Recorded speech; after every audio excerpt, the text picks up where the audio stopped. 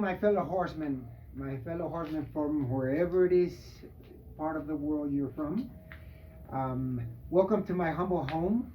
And after a long day's work, I only rode about 18 horses today. It's been a long day. I'm very tired, but I must say, I always save a little time for study. Very important. Highly recommend save a little time for study because you got to feed this part. This part is important to feed it. Very important. Well, I highly recommend it. It's worked for me. Anyway, it's worked for me. I hope I give you a good recommendation. So anyway, welcome to my home. Come on in.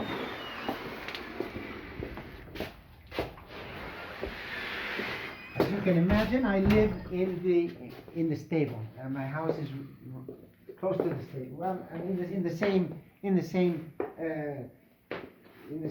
land of the stables. So anyway, today I hope to show you today is what I recommend is I would say almost mandatory reading if you're interested in developing your horsemanship to the highest. So we're going to start today. I'm going to show you some of these books. And now this is a book. This is the book written by Xenophon, which was a Greek instructor. I'm not, don't take my my facts are not 100%, but I think he's the first writing trainer who ever wrote a treaty. Even though there were trainers before him in Persia but anyway, he was a Greek. The name of the book is Xenophon, The Art of Horsemanship. This is a translation in English. It's a beautiful book. It's written it's very easy to understand, and it's got a lot of beautiful insight to horsemanship. And the way he writes it is very fun to read because just to give you an example, he says a rider should sit on a horse in such a way that if a sorcerer came and disappeared the horse from underneath him, he would land on his 2 feet and not on his bottom. I mean, that's just an example of things he says in this book. The way he describes the way you should sit, the way you should treat a horse. Beautiful book, highly recommendable. His main discovery is or invention is the punishment and reward system. Punishment and reward, which is the way to train practically any animal is punishment and reward. So that's really his invention, and he describes it beautifully how it works. Pressure, lack of pressure, punishment and reward. Anyway, I would highly recommend this one. From that book, I jump to the next book. Now I'm in the Renaissance. And this book is called Ménage Royal, which means writing of the king, of the teaching of the king. Actually, there's 2 books in this book. It's Ménage Royal and L'Instruction du Roi, the instruction of the king. And this book was written by Antoine de Levant Pluvinel, which was Louis XIII writing instructor. Louis XIII, King of France, son of Henry IV, I believe. And so, I mean, incredible tradition, incredible horsemanship. This is a beautiful book. I recommend it so much. I enjoy reading it so much because it's a series of stories of Pluvinel teaching the king since he was a little boy up to when he was a full-grown king of France, and it's all like it's a dialogue between him and the king and his helpers, and they talk about horses, and just to give you an example, the king when he was young, he says, Mr. Pluvinel, how much should a horseman demand of his horse? And Pluvinel says, well, Your Majesty, this is an excellent question. And my answer is half of what he has to offer. And I think I used this quote in one of the past videos. Anyway, it's from him. Highly recommend it.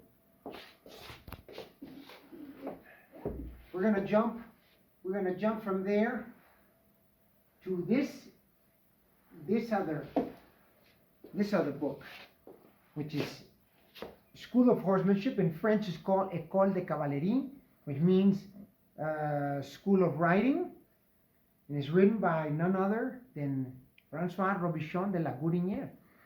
And this man, if we compare it to music, his name would be like saying the name Mozart. He would be compared to Mozart. He'd be the Mozart of writing. This man was an absolute genius. And his book is wonderful, wonderful, wonderful, wonderful. Absolute must in the library of any horseman. And he's credited for inventing the shoulder in. The shoulder in is I would say, an essential exercise for any horse that's going to be ridden. The shoulder in is an essential exercise for any horse that's going to be ridden. And but he in the chapter of the shoulder in, he says that that's not true. He did not invent. He acknowledges that it's not his invention, but the Duke of Newcastle. It is the Duke of Newcastle, William Cavendish, who invented the shoulder in. But he says, it, and everybody says, who invented the shoulder in? François Robichon de la Gourinière. But if you open the chapter on shoulder in, first paragraph, first thing he says is, I did not invent this exercise. It was the Duke of Newcastle. So anyway, here goes a gem.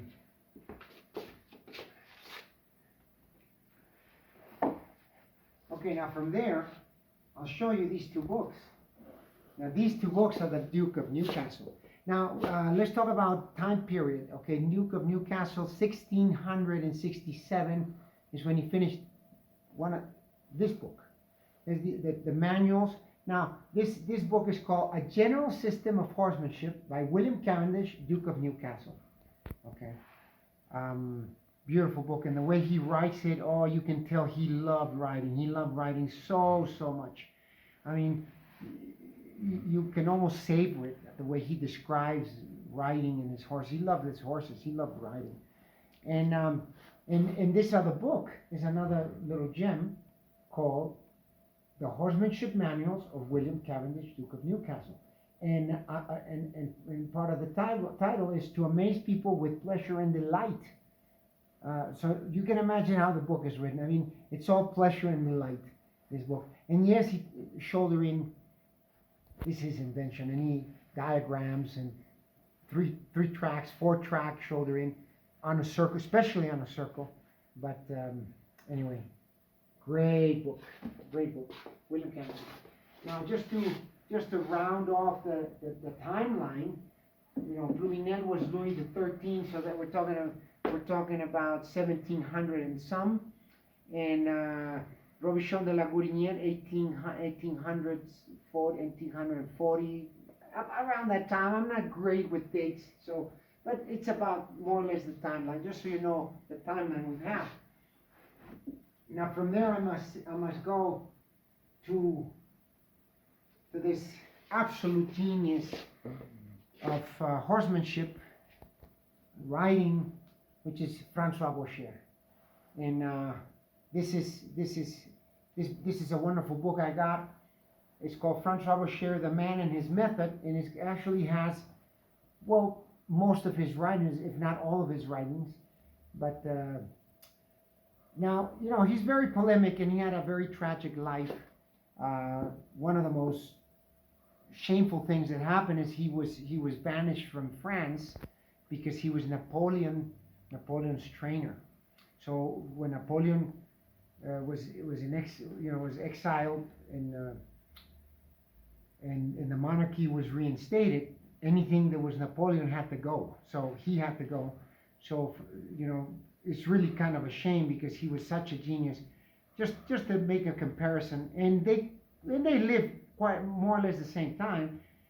He's the Beethoven of writing. He's the Beethoven of writing. That's how big this man was. I mean, he was a complete innovator, and but he, well, you know, he invented his only means to ride is he invented a circus. So he would make a show with his horses on a circus. He would mount a circus. Of course, it was very luxurious. You know, people like the Tsar of Russia would go to the circus to watch him, and he was very, very famous. And it was a show of horses and clowns, bouffons of that time, and that was the show that he would, by which he had the chance to ride. That's how he gave himself the opportunity to ride. So anyway, a bit tragic, because you know he was a national treasure, and he was banished from France. So I think up to date in Saumur, you know, they have a little bit of an issue about that, but you know, it's history, it's life, that's how things go. But anyway, Francois Boucher, he talks. His main invention was the flexions of the pole, and you have to watch out, because you know you can misinterpret the flexions of the pole. I know I have. So, but if you search, you'll see how it makes sense. The flexions of the pole and how they decontract the horse. And anyway, we'll get into all those details hopefully in a future video. But it's a super book, Francois Boucher.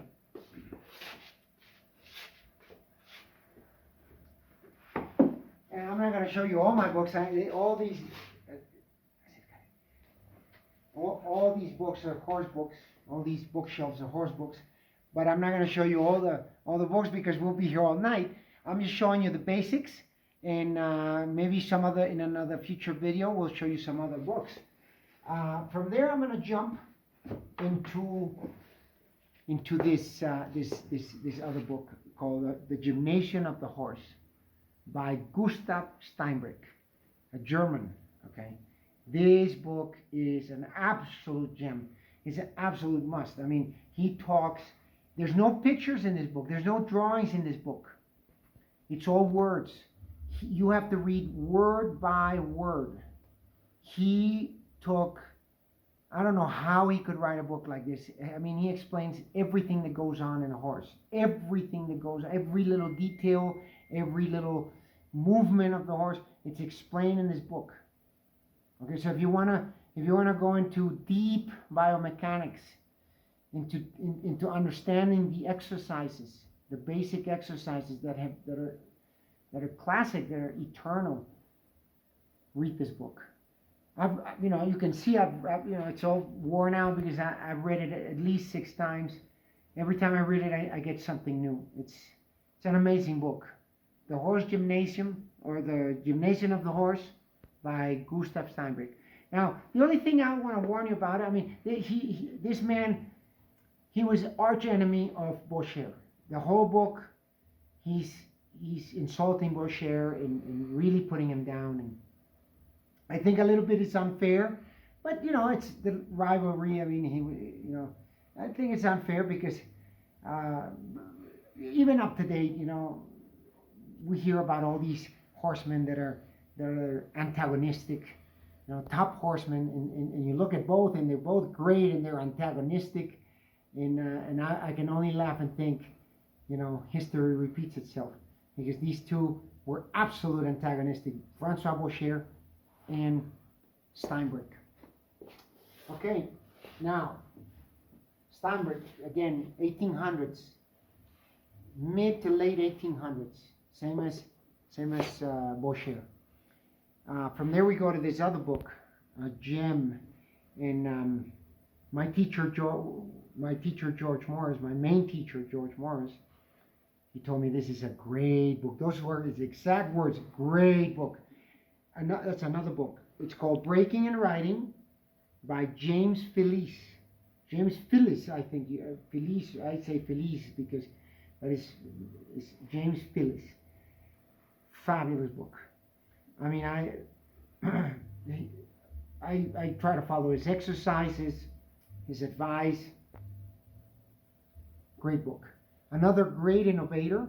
He lived in up to the early 1900s, and he talks about Boucher. Now, the thing about Felice is, I think he